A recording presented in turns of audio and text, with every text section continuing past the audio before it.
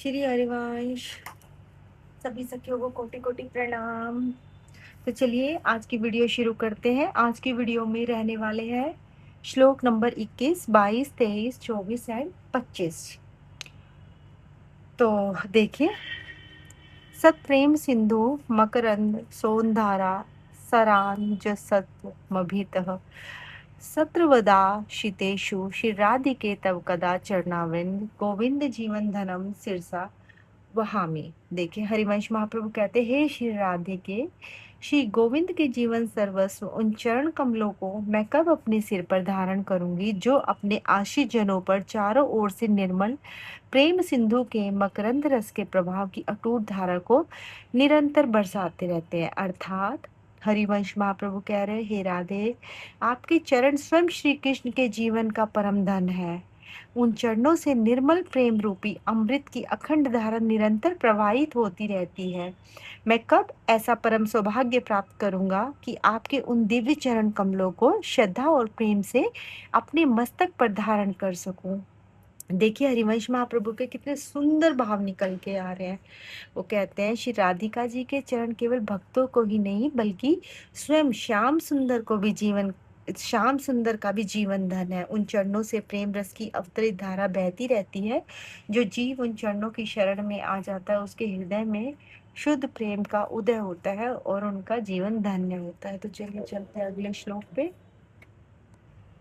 तो ये है श्लोक नंबर 22। संकेत कुंज मंजु कुंजु रमंद कामी न्यादाय दिव्य मृदु चंद्र नग गंध माल्यम तमाम काम केली भर सेन कदा चलंती राधे नुयामी पदवी मुप्रदर्शनी जयंती। तो देखिए इसका भाव, इसमें देखिए हरिवंश महाप्रभु क्या कह रहे हैं। हे श्री राधे, प्रेम विहार के आवेग से संकेत कुंज की ओर गज जैसी मंद गति से प्रस्थान करती हुई, गज कौन होता है? हाथी। पीछे पीछे दिव्य और कोमल चंदन तथा सुगंधित माला लेकर आपको मार्ग दिखाती हुई मैं कब चलूंगी। देखिए, अत्यंत ही सुंदर भाव हरिवंश महाप्रभु के। हरिवंश महाप्रभु कहते हैं, आप संकेत कुंज से एक एक कुंज में विचरण करती हुई श्री कृष्ण से होने वाले मधुर मिलन और उनकी सेवा लीलाओं के चिंतन में सदा मग्न रहती हैं। प्रेम विलास की प्रत्येक लीला में आपकी अद्भुत चतुरता है, मधुरता, रसपूर्ण कुशलता अनुपम है।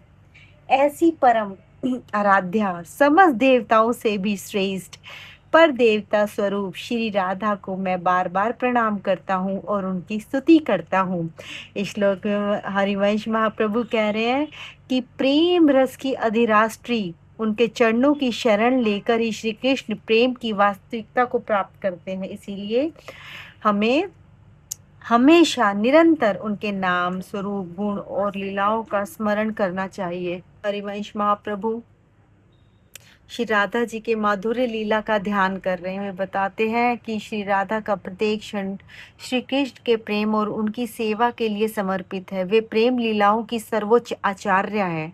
उनके प्रेम में कोई स्वार्थ नहीं, केवल श्री कृष्ण को प्रसन्न करने की भावना है। इसीलिए भक्त को भी श्री राधा के चरणों में शरण लेकर निष्काम प्रेम और सेवा का भाव प्राप्त करने की प्रार्थना करनी चाहिए। हमें पल पल अपनी श्री जी से प्रार्थना करनी चाहिए, हे श्री जी, अपने चरणों की धूली बना लो हमें।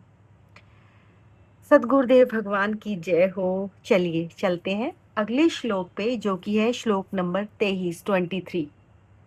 देखिए, ये श्लोक है, गत्वा कालिंदंत न्या विजनावतारः मूर्धुतरयंत्र मृत मंग मन डग जीवनम श्री राधिके तव कदा नव नागेंद्र पश्यामी मग्न नयन स्थिर मुझ निपे। हरिवंश महाप्रभु कहते हैं, हे राधिके, श्री यमुना जी के निर्जन घाट पर जाकर अनंग को जीवित कर देने वाले आपके अमृतमय श्रीअंगों को उपटन लगाती हुई मैं ऊंचे कदम वृक्ष पर बैठे हुए मग्न नेत्रों वाले आपके नवनागर शिरोमणि श्री श्याम सुंदर को कब देखूंगी।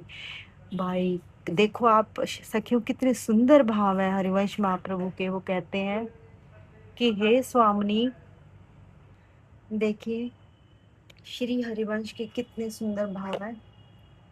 कहते हैं हे स्वामिनी, मेरी एक ही अभिलाषा है कि मैं यमुना जी के उस पवित्र एकांत तट पर पहुंचूं जहां आपकी दिव्य लीलाएं होती हैं।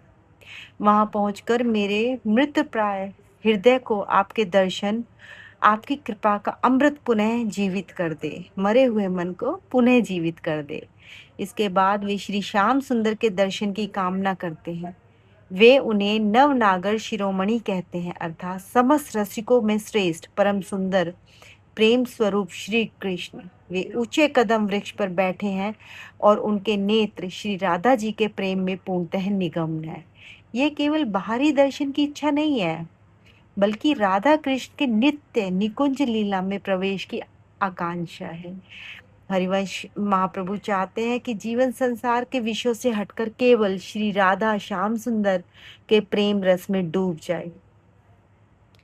तो हम तो खैर सखियों दूर दूर तक इस उसमें नहीं है, बस थोड़ा सा इस पवित्र वाणी जी को पढ़ के, हरिवंश महाप्रभु की वाणी को पढ़ के थोड़े भाव आ जाते हैं हमें बस। तो इससे सुंदर तो भाव हो ही नहीं सकते।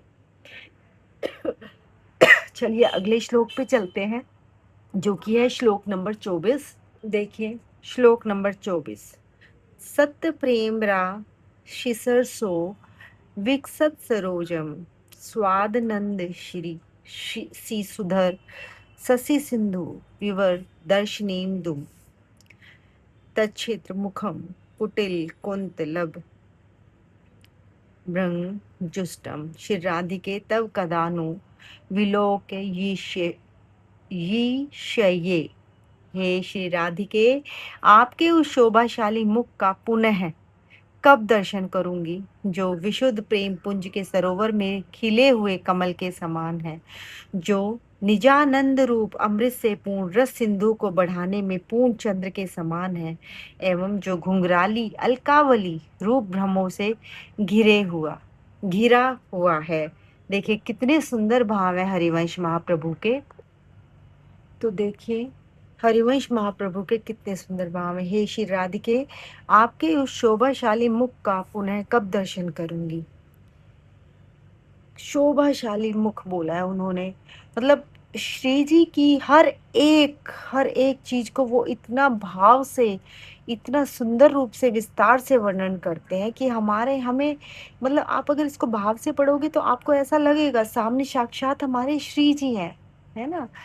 तो हरिवंश महाप्रभु कहते हैं कि आपका मुख केवल बाहरी सौंदर्य का प्रतीक नहीं है, बल्कि वह शुद्ध प्रेम का साक्षात स्वरूप है। जैसे निर्मल सरोवर में खिला हुआ कमल देखने वाले के हृदय को आनंदित कर देता है, वैसे ही आपका मुख भक्त के हृदय में दिव्य प्रेम का उदय कर देता है। फिर हरिवंश महाप्रभु कहते हैं, एक और अद्भुत उपमा देते हैं, आपका श्रीमुख उस पूर्णिमा के चंद्र के समान है, जो भक्तों के हृदय में स्थित आनंद रूपी अमृत सागर को ज्वार की भांति बढ़ा देता है। जैसे ज्वार भाटा आता है तो क्या होता है, बहुत ज्यादा पानी बढ़ जाता है ना, इसी तरह हमारा अमृत समुद्र बढ़ जाता है, अमृत सागर बढ़ जाता है। आपके एक दर्शन से ही भक्त का हृदय प्रेम, माधुर्य और आनंद से भर उठता है। आपकी घुंघराली अलके उस खिले हुए कमल के चारों ओर मंडराते हुए काले भंवरों के समान प्रतीत होती हैं। इससे आपके श्रीमुख की शोभा और भी बढ़ जाती है। यह केवल रूप वर्णन नहीं, बल्कि प्रेम रस का ध्यान है, जहाँ प्रत्येक अंग भक्त के। देखिए यह है श्लोक नंबर 25।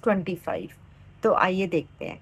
लावण्य सार रस सार सुखे कसारे, कारुण्य सार मधुर विरूप सारे, वैद गद्य सार तिकेली विलास सारे, राधा विदे मम मनोह खिलसार सारे। अर्थात लावण्य के सार, रस के सार, सुख के एकमात्र सार, करुणा के सार, मधुर छवि वाले रूप के सार, चतुरता के सार, प्रेम क्रीड़ा विलास के सार तथा समस्त सारों के सार श्री राधा नाम में मेरा मन रमण करे। देखिए हरिवंश महाप्रभु ने कितने सुंदर भाव दिखाए हैं इसमें। कहते हैं हरिवंश महाप्रभु, मेरा मन सदा आपके श्री चरणों में ही रमा रहे। ये तो वो हमेशा से इस चीज के लिए तो श्री जी को बार बार हम सबको प्रार्थना करनी चाहिए। श्लोक में हरिवंश महाप्रभु श्री राधा जी के दिव्य गुणों का अत्यंत ही अद्भुत वर्णन कर रहे हैं। वो बार बार सार शब्द का प्रयोग कर रहे हैं कि संसार में जो भी श्रेष्ठ है उसका सर्वोच्च रूप श्री राधा जी में ही विद्यमान है। यदि सौंदर्य का सार पूछा जाए तो वह श्री राधा है, यदि प्रेम रस का सार पूछा जाए तो वह श्री राधा है, यदि आनंद का सार पूछा जाए तो वह श्री राधा है, यदि करुणा का सर्वोच्च रूप पूछा जाए तो वह श्री राधा है, यदि मधुरता और दिव्य रूप का निचोड़ पूछा जाए तो वह श्री राधा है, यदि प्रेम लीलाओं की चतुरता और रसिकता का सर्वोच्च उदाहरण पूछा जाए तो वह भी श्री राधा ही है। अतः हरिवंश महाप्रभु भौतिक वस्तु नहीं मांगते, उनकी एकमात्र प्रार्थना है, हे राधे मेरा मन सदा आपके श्री चरणों में ही रमा रहे। जय जय श्री हरिवंश, जय जय गुरुदेव भगवान की जय हो, वृंदावन धाम की जय हो। तो देखिए सबसे बढ़िया आज के श्लोकों में मुझे लगा है श्लोक नंबर 25। आशा करती हूँ आपको भी भाव अच्छे लगे होंगे। अगर थोड़े भी भाव आपको सही लगे हैं तो कमेंट कीजिए प्लीज़। और आप भी कमेंट करके बताइए आपको कौन सा श्लोक सबसे अच्छा लगता है, मधुर लगा है, किस में आपको एकदम भाव महसूस होता है। और अगर मेरे से कोई त्रुटि हो तो आप प्लीज़ कमेंट करके बताइए कि ये सुधार की ज़रूरत है। ये सिर्फ एक मन के भाव है, मेरा मन था तो बस ये सब हो रहा है, कर रहे हैं। आशा है आपको सबको अच्छा लगा होगा। तो चलिए मिलते हैं नेक्स्ट वीडियो में। जय जय श्री हरिवंश।